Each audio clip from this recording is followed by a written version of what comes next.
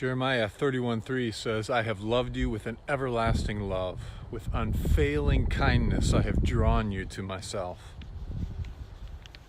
I was reminded of one of my favorite quotes by a favorite author this past week, and I'd like to share that with you today. It's by Brennan Manning in the Ragamuffin Gospel. He says and writes, and I hope this encourages your soul deeply today. Since I was first ambushed by Jesus, I now am utterly convinced that on Judgment Day, the Lord Jesus will ask one question, and only one question.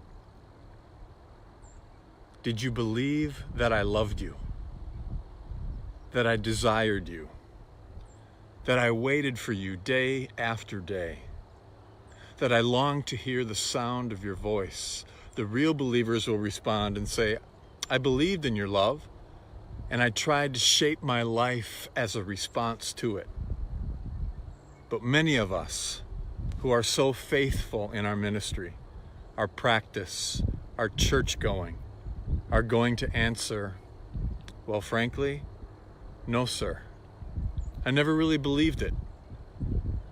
And there's the difference between the real believers and the nominal Christians that abound in our churches across the land.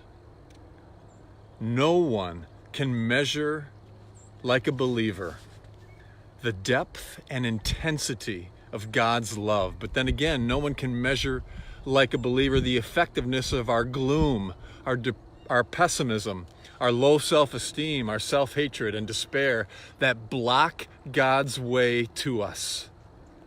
Do you see now why it's so important to lay hold of the basic truth of our faith? Because you are only going to be as big as your own concept of God.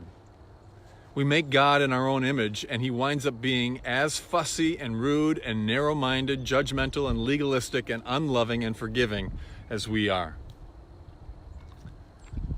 I've been in churches in Bangor, Maine, Miami, Seattle, San Diego, St. Louis, and honest, the gods of so many Christians I meet is too small for me.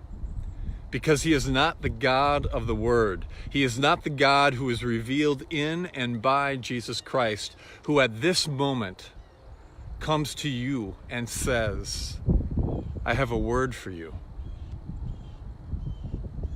I know your life story. I know every skeleton in your closet.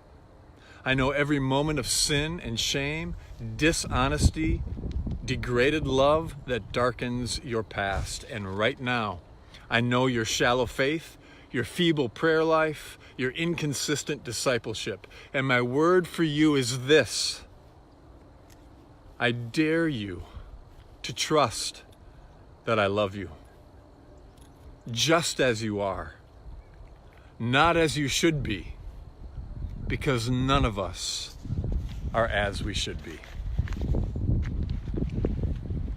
May that encourage you in your walk of faith today. May that encourage you in your soul. Brennan Manning, who says it better than I could. So until next time, may you live all the days of your life.